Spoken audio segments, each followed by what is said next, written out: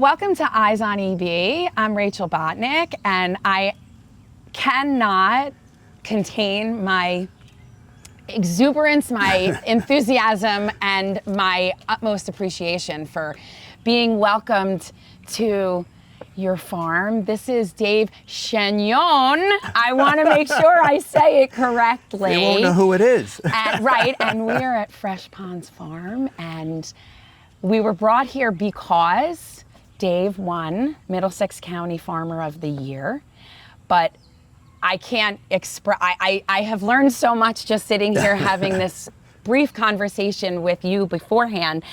And I think that this is going to be such an interview that everybody watching this is going to enjoy as much as I have already enjoyed the beginning of it. So come on in and welcome. Dave, what did it feel like when you found out that you won Farmer of the Year in Middlesex County? It was actually shocking.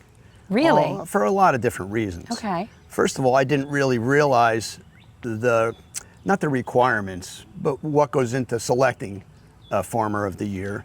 So, being a small farm, I was like, this is, well, I guess all the old guys passed away. I don't know, why are they picking me? And I happened to call another farmer who I value his opinion greatly, and right here locally. And I said, Jim, I don't know why I got this award, And the humility is real, by the way. It is 100.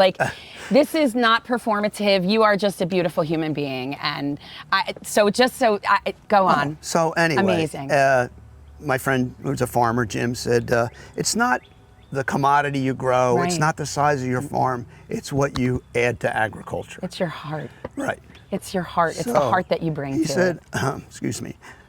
So anyway, he just said, since you've been on the board of trustees and, just farming since 2011, you've added a lot to agriculture, and you've put a lot in, and you should be proud. So I reassessed that whole thought and said, okay, I'm okay with this. You accepted it. I accepted it, okay. Yes.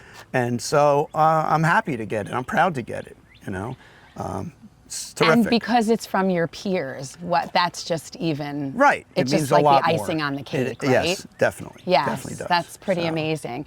So, learning about you, you did not grow up going or expecting to go into farming. Oh God, no. So tell us a little bit about what made you come to this lifestyle. I don't know. I've had a lot of businesses through my life. Okay. And I'm not quite sure how we got to where we were. I do know, but it's a lengthy story. Okay. But anyway, I took my wife to Longwood Gardens for her birthday one year. Okay. In Pennsylvania. We went there for a dinner and a performance in the music hall. And Joyce said, boy, I would love a greenhouse. So being a handy kind of guy, I built her a greenhouse. And I said, well, what are we going to do with this greenhouse? And she said, let's grow flowers, Easter flowers. So it was our first and only attempt of Easter flowers because the greenhouse didn't have enough heat. We ended up giving Easter flowers away in May sometime. Did you do the research ahead of time or no? Yes. Or you just tried to wing it? No. We got the bulbs, we did the research, right. the And computer. You can go on there and get everything. Can learn but anyway, so much. We thought we were going to, have fun doing this. So anyway, we had a greenhouse, and then it slowly snowballed into vegetables and and chickens and, everything else that we have here on our little farm. But that's how it really started. And for those who don't know, because I didn't know this, who tends to your farm? Basically Joyce and myself. Just the two of you? The two of us here, 7 days a week, which is tough because, we do have a shore bungalow and we haven't seen it yet this year. So that's kind of sad in that respect. But there again, we love what we do. And even though we say we're closed on Sundays online, there's people from, they're Googling, they don't read the whole thing, and they show up, and we wait on them, and, we give them a tour and everything else that comes with a small farm. And I imagine that you probably have families. You said you have a CSA, right? Yes. So you probably have families that just come year after year after year. Oh, yeah, it's been we have people that have been coming since 2011. Yeah.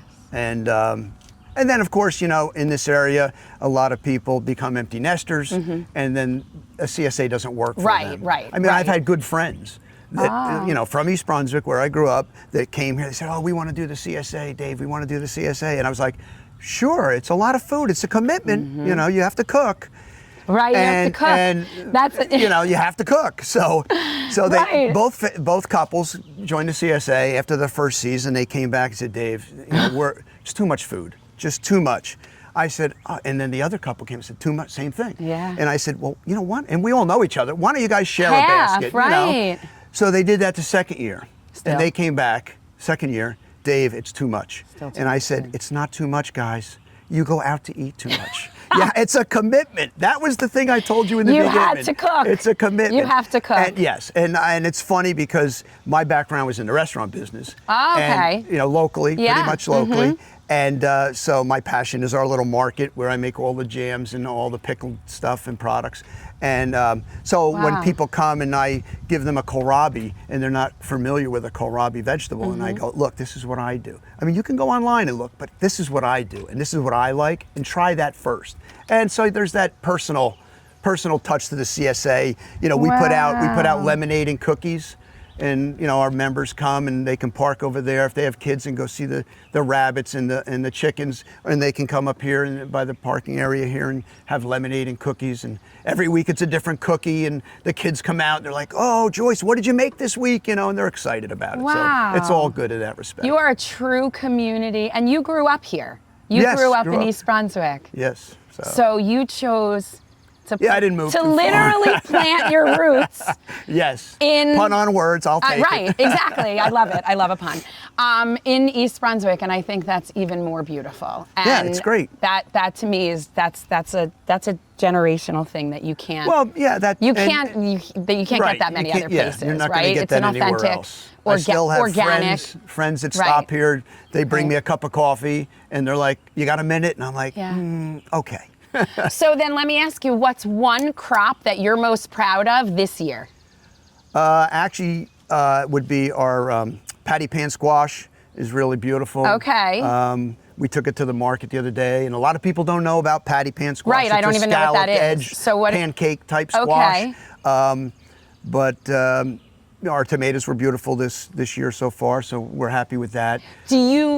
How do you go about, do you plant the same things every single year, or how do you go Well- about deciding what you're going to plant on your farm? Well, with the CSA, you pretty much have to have your standards. Right, You know, obviously. broccoli, cauliflower. You know, now with the lettuce scare going on, I have a bunch of seedling lettuce over there. I want Okay, to try so to get that people in so can- that, and we had lettuce, late season lettuce, and we get calls every day about, "Do you have lettuce?" And I'm like, Yes. "You know, I have a little bit left. If you come like now." And Wow. So we had 4 people here yesterday morning, just wanted fresh cut lettuce. So we did that, and they were Amazing. thrilled, you know, so.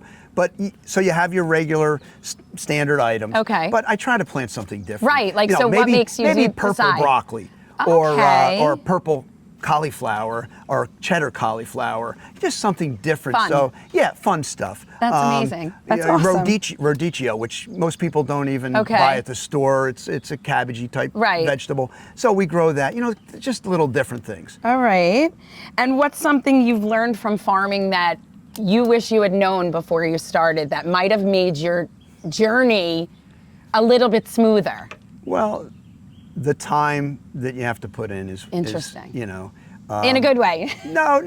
Yes. No, what could I say? The time that's involved. You know, you can put as much time as you want, but if you want a good product, you Right. know, and there again, I don't have the liberty of some of the larger farms because it's limited space. When a crop is done, I literally have to go in, till it out, refertilize it, you know, freshen up the soil and replant it immediately. With the larger farms, just move on to the next plot. Right. And you'll drive down the field and there's a field of cut broccoli. And, Right, You know, and- when they get time, they'll till it under and whatever.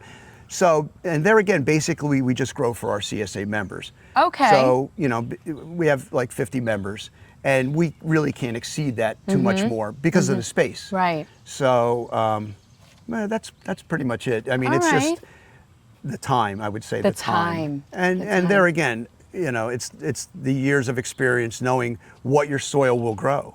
Now, were you interested in planting before you decided to take on an entire farm? Was that something that you did in your space? Because it's very relaxing for people, right? So is that something that you found that you were drawn to? No.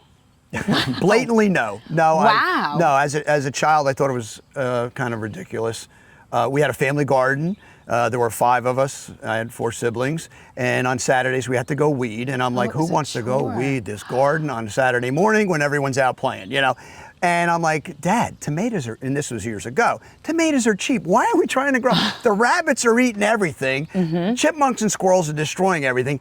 Let's just go buy it. You know, and back then in East Brunswick and this whole area were a lot of stands. Right, You right. could go out. There Right. was, you know, there were stands on Cranberry Road in East Brunswick, 18. There was, you know, there was the apple I know orchards. because when you know. my parents came from Brooklyn, and it was literally all farmland. Right. And my mother said, "Where's the town center?" Right. And he said, We "You're don't- looking at it." Yeah, this is it. Right, with the farm stands on either side. To go back in history just So for funny. a moment was, you know, as a child, you know, piling in the car, station wagon, Right. driving down Cranberry Road and thinking you're somewhere else. Right. Farms, as far as Everywhere. you could see. As far as the eye can see, of Forest Gate course. Country Club was a dairy farm. We went there as school trips to watch them milk the cows by hand. Because Buxton's was right. Well, in I didn't front want of to it. advertise for Buxton's, but I yes. know, but I know. But that right. Yeah, I mean, that was a big venture out. Let's go Yes. to Buxton's, and it was like 100 miles away. their It's 10 minutes down the ice road. cream was to die for. I know. That's funny. Wow. So what's next for Fresh Ponds Farm then? What's coming up the pike that we as a well, community can? well, I know it's your CSA, but like you go to farmers, you go to We farm just started stand. to do farm Okay. markets now. You know, that was Joyce's thing to get involved in.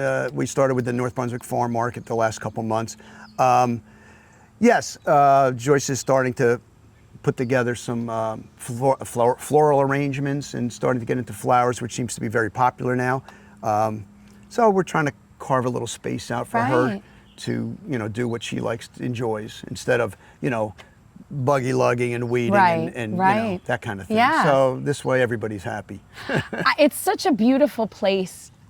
Just being here is so peaceful. It's really is. like almost otherworldly. If you just look around, come by. Just, I mean, it's something that is worth just coming here to breathe in the. I mean, explain where we're sitting right now. Like, I know you're going to get emotional. He's getting emotional, but it's such a. I would love for our viewers to know how family you are, and down to the chairs that we're sitting in right now. Right. Well, And the choice we of put the these chairs out because we do have customers that come, and as Joyce likes to say, it's concierge picking.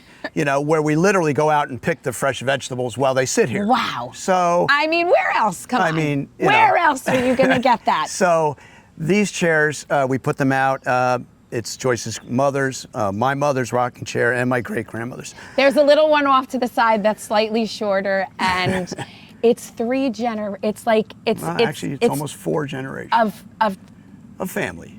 of a family that have sat here and told stories and experienced life and everything that it brought, and it just speaks to your heart, honestly, which I really believe is truly probably why you got this award to begin with. And Thank you. I you know, without knowing much else, I can say that it went to just an unbelievably remarkable person, and Middlesex you. County got it right.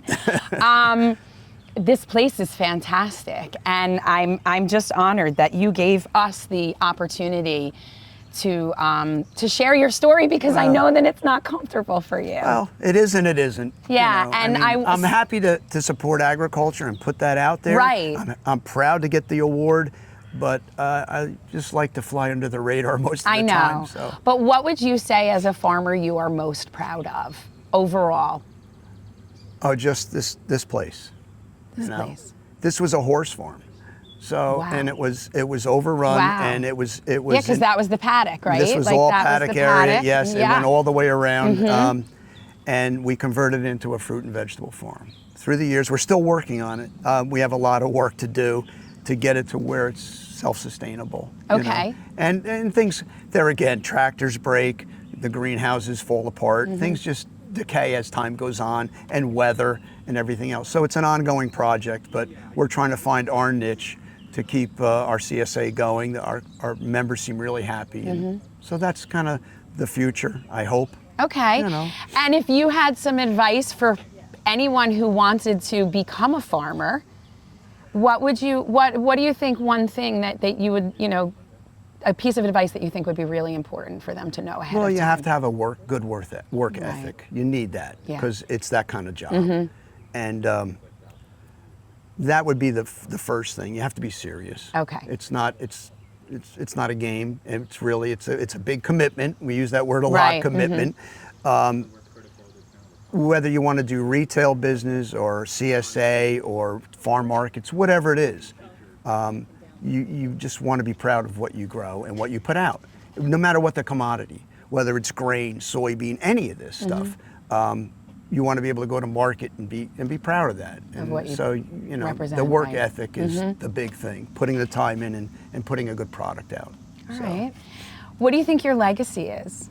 Like what would you like your legacy to be in the farming industry? Like, is there something that you would like to leave the farming industry with?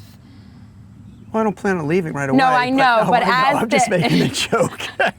But is there something that you feel that's really important that I made a difference, that I made some kind of difference? Being on the Middlesex County Board, being president of that has changed my opinion of a lot of things, and to advocate for farmers. Right. Being a delegate at the state board, just securing the right to farm and securing, farmers, making sure they have a place and that they're spoken for. Because as you see, I know East Brunswick and every neighboring town, farmers are aging out, and it's their retirement. They're aging out. The average age of a farmer is 58.1%. Wow. And only 3% of all farmers are 30 or younger. So there's a big zone in there that's a little scary, Right. And how can we as a society, honestly, how can we change that a little bit? Is there something that is there something that schools can do? Well, there are programs now, which is great. And so that's a positive thing, right? That's through the state board and county boards. They're advocating for agriculture in the classroom, knowledge of where your food comes from. Right. Actually, the schools are trying to support farmers by purchasing direct from farmers instead of just companies. So that's all helping, and that's all the advocating that's been going on. Right. Trying to secure the farming industry. Yeah. So that's basically it. You just hope that the farmers can continue. Okay. Because knowledge of where your food comes from, even educating our own customers. They come in July and they go, oh, when, we start in June. When do we get tomatoes? No, we run through the seasons. Right. So, because tomatoes and every other vegetable are in the store every day. Every day. People have lost that knowledge of seasons for Jersey, So that is such a that's true. So how do you educate? Like, I mean, how is that not so frustrating for you when you know that? Well, because I know I still go to the grocery store and I realize that everything is out there. But the point is, when we get a member or even someone just stops and they ask a question like, "What's growing now?" Well, this is the season for blueberry season is ending. Peaches are in swing right now, and even though we had a big frost in April, I believe it was, that damaged a lot of apple crops and fruit crops.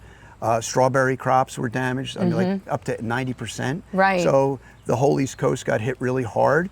But if you had another commodity that you grew, you could pick up the compensate slack. For that. Right, exactly. Right. So, but I know that there was a cherry farm in New Jersey that just had to close. Wow. I mean, the cherry crop was over 200 acres. So as a farmer, and that's all they sold? Yeah, that was their commodity. That's all they did. So that's difficult as somebody who's a one commodity, crop farmer. I don't know. So that's fine. No, that's fine. So fascinating to me.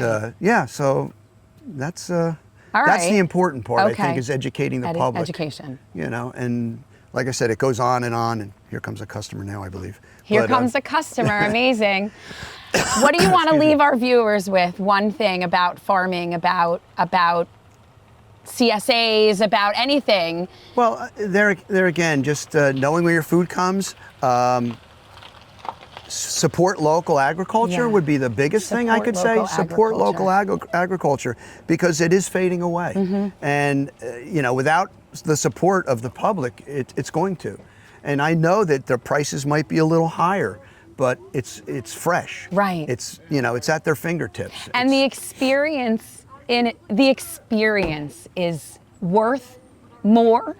I think the experience in itself is worth more. Well, also. to go to any farm, right? It just we have people that just come and they say, "Can I walk around?"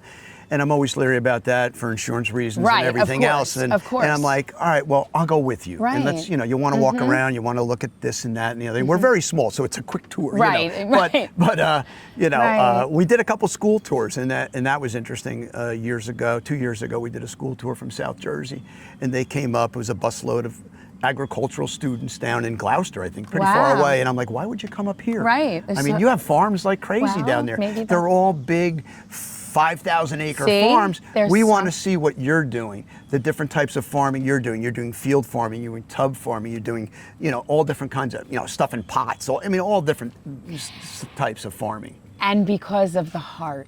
It all well, they didn't know me. I know, but it's the heart that a small farm brings. Well, right. That's what they were looking for, right? Yes. You can't replace that. Big business doesn't replace that. And that's, I think, one of the things that is so special about you. And I just even in the short amount of time that I've seen you, it radiates from here. I mean, Joyce is off in the distance right now. She doesn't want to be on camera, but it's a feeling that's just radiating all around here. And I want to thank you so much. No, thank you guys for welcoming us Oh, and for sharing a little bit of you and a little bit of Fresh Ponds Farms with our viewers. Where can we see you at the fair? So tell us. Well, I'm on the fair board. Right. So I'll be there every night except for Thursday. I usually don't go on Thursday because it's our pickup night. Okay. By the time I finish up here, it's too late. Shower and shave and get up there, it's late.